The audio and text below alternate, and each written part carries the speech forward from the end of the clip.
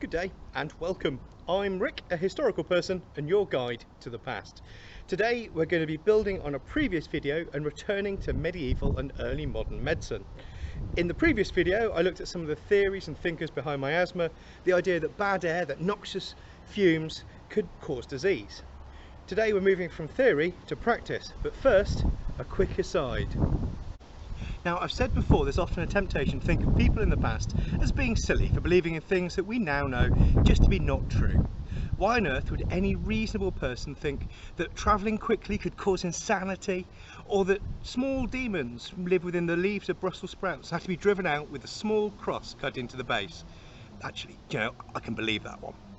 Anyway, in the past people simply didn't know as much as we do today. They didn't have the information and hadn't tested ideas as thoroughly as we have, partially because there were fewer people in the past, they'd been alive for less time, and so there's just less chance to find out the truths that we now know. Partially because science, the way we have of testing ideas, is actually really good at finding fact from fiction and testing ideas, rejecting the ones that are flawed in favour of finding better ones.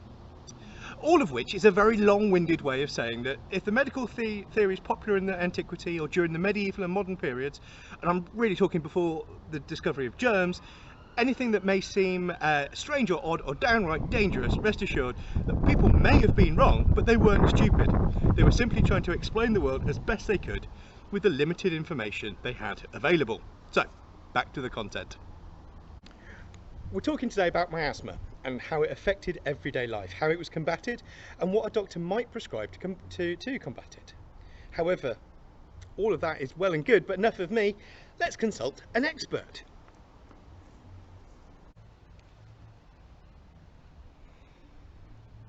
People knew that bad smell caused or spread disease, so steps were taken to avoid them. Towns and cities were not as strong smelling as you might imagine they were. And the smelliest of professions, tanning of leather for example, always takes place outside of the town proper in order to avoid disease being brought within the walls. However, there's lots of things that can and do bring bad smells within a town, or poison water sources. So people make many different attempts, and have done in the past, to try and clean up towns. But I'd like to think for a moment how much human waste and how much animal dung, how much would be produced even by a small town of only a few £1,000s day on day. In towns, people rely on cesspits to control their waste. These are very literally holes in the ground, sometimes twice as deep as a person is tall, in which rubbish and human waste, wee and poo, are thrown. If these are well managed, they provide important nutrients for the soil and important ingredients for tanning of leather and making gunpowder. But if they're poorly looked after, they're not cleaned sufficiently, they're not maintained well, they can smell, bringing disease, and they can poison both land and water. Thus, one of the worst jobs you might have is also a very important one, that of gong farmer. A gong farmer is somebody who cleans and digs out cesspits, transporting their waste outside of the town or city walls and removing it, disposing of it properly, and disposing of the foul air which the waste creates.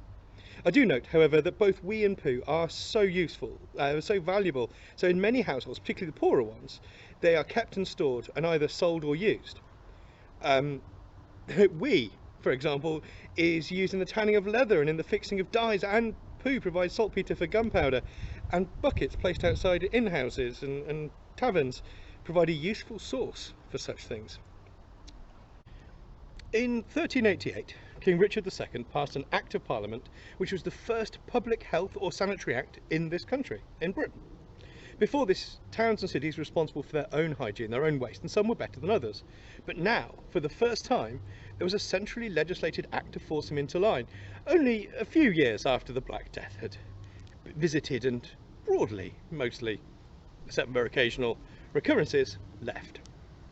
The Act stated that by reason of the slaughtering of great beasts in the city aforesaid, being London, from the putrefied blood of which running in the streets and the entrails thereof thrown into the water of Thames, the air in that same city has been greatly corrupted and infected. So the Act regulated butchers and slaughterhouses, prohibiting the casting of animal filth and refuse into rivers or ditches, and the corrupting of the air. The Italian architect Leon Battista Alberti wrote on the art of building in 10 books in 1450, and he stressed the importance of sewers in preserving the wholesomeness and purity of the air. Sewers and the transporting of waste then, clearly an important consideration for preventing miasma and thus disease. Miasma and foul air is well recognised as a cause of disease, but primarily it is a plague and other epidemic rather than endemic disease. That is, disease which breaks out in a place hour at a time rather than being generally present. If a place is subject to regular summer fever, such as London, or if a great disease spreads and causes much illness and sadness and wailing and bemoaning, then foul vapour and bad air is a likely cause.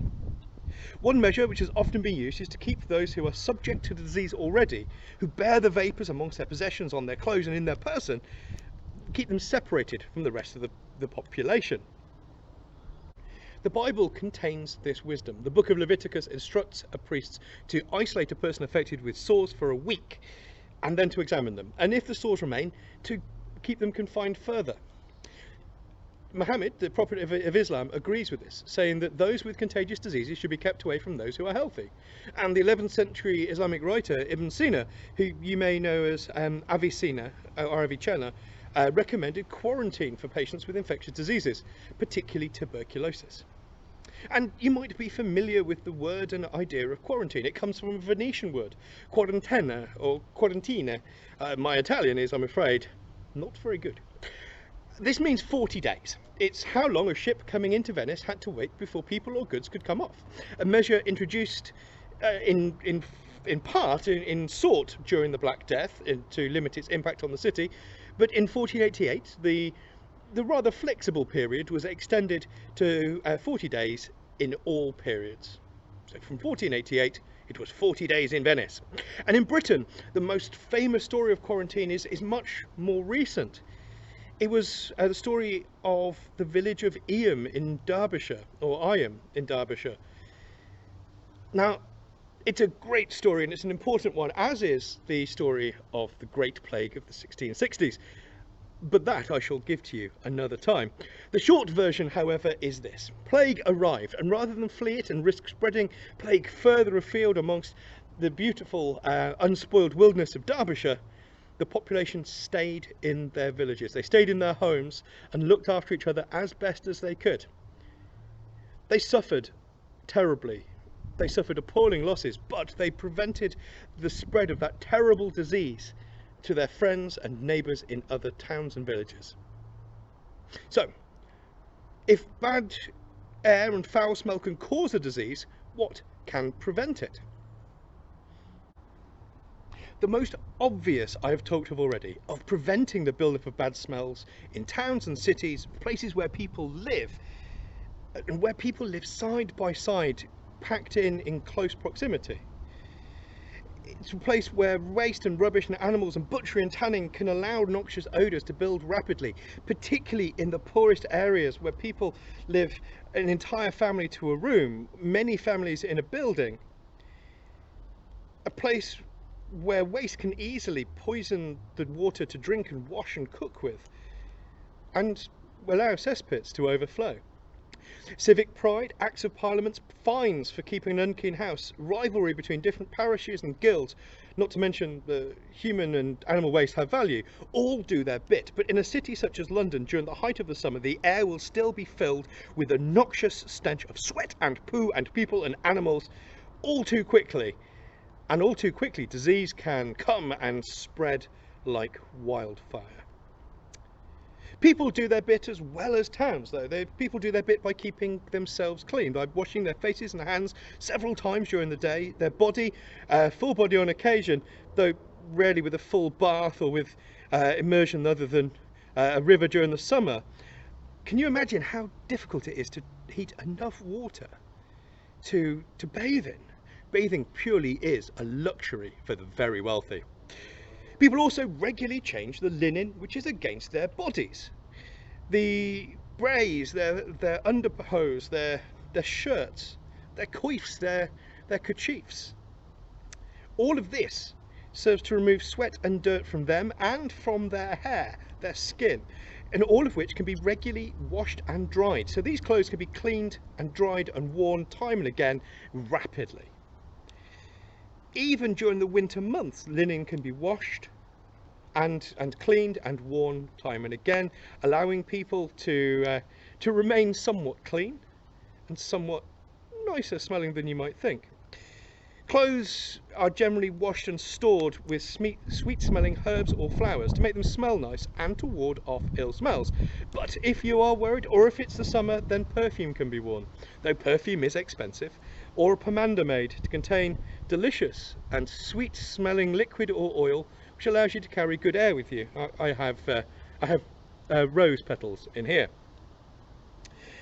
In your homes and in your buildings, sweet smelling herbs and rushes can be used and strewn on your tables too, and amongst your food, amongst your home, your possessions. Citrus fruits and spices too for the wealthy. All of these come together to provide clean and sweet air and to ward off the noxious bad air which can cause pestilence, cause disease. Thus, bad smells and noxious odours and foul vapours are something to be avoided, lest the summer fever or something far, far worse, such as an outbreak of pestilence or plague, do strike you. Sweet smelling herbs and perfumes, or simply keeping your privy clean and your cesspit mucked out, keeping your animals from wallowing in their own filth, and keeping the street in the front of your house well cared for and clean, by caring for your own hygiene, by washing yourself, your face, your hands, your body on occasion, and the clothes against your skin regularly.